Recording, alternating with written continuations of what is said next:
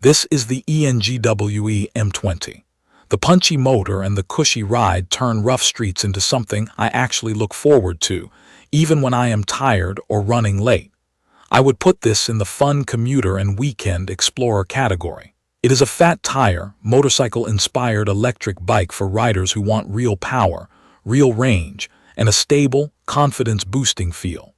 If you split time between city pavement, cracked back roads, and the occasional gravel path, and you want an easy way to zip across town without showing up sweaty, this fits. It is not the light little fitness bicycle you carry up 3 flights of stairs.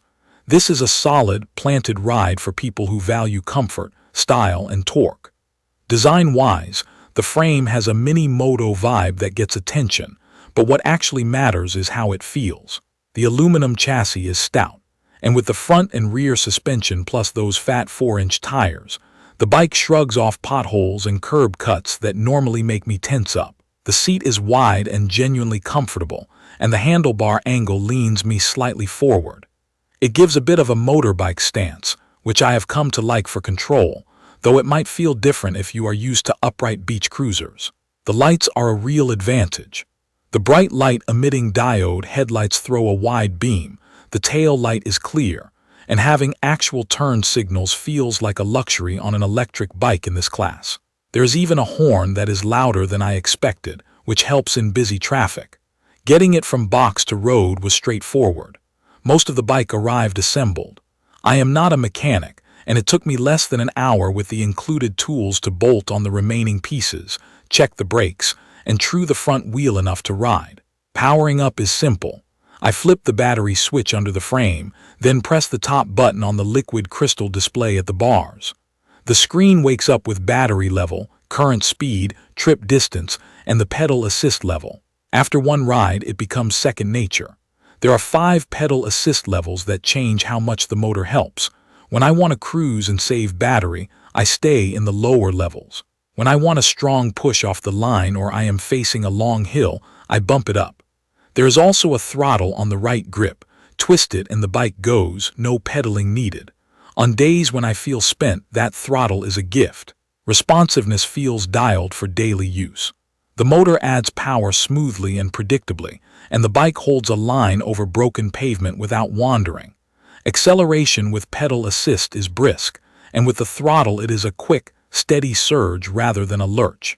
I did notice a small beat between twisting the throttle and full pull, which actually helps keep it controlled when I am balancing at a light. The hydraulic disc brakes bite confidently and stay quiet. I like knowing that when this much weight gets moving, I have real stopping power under one finger. Performance is where this thing surprised me. The rated motor is 750 watts with peak bursts up to about 1000 watts, and in practice that means hills are not scary. One route I ride climbs a long grade that usually makes me stand and grind on a regular bicycle.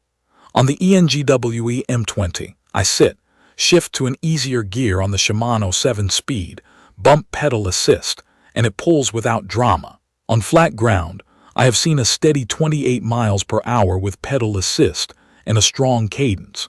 At that speed on a compact frame with fat tires, it feels fast enough that I stay very aware of traffic. Stability is good, and the suspension keeps the bike tracking true. Range is the other big story. With 2 48-volt batteries, the bike promises serious distance.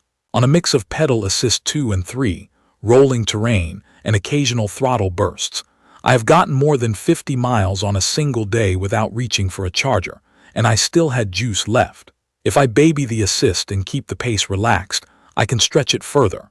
The brand claims up to around 94 miles in ideal conditions.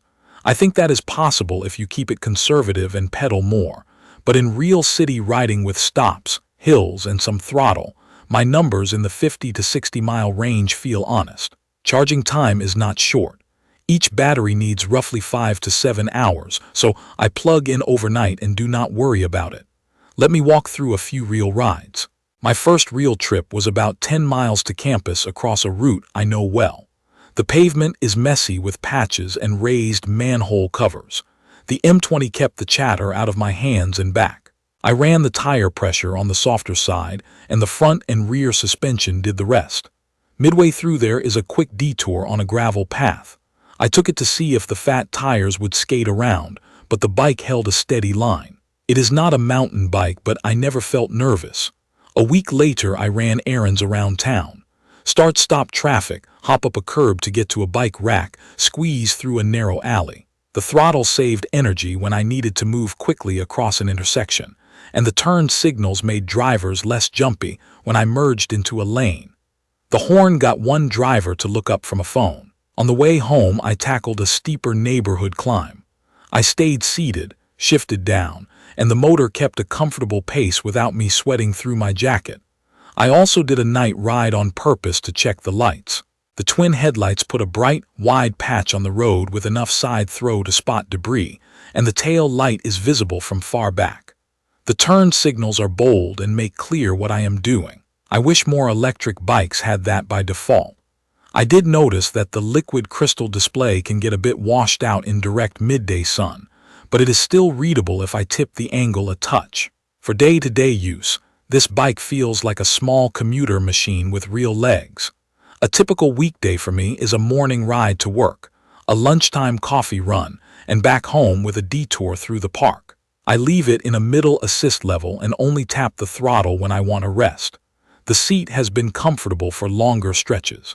After about 90 minutes of continuous riding, I shift a bit to keep my hips relaxed, which is normal for me on any saddle. The slightly forward bar position gives me good leverage for quick dodges around potholes, and the overall weight helps it feel planted at speed.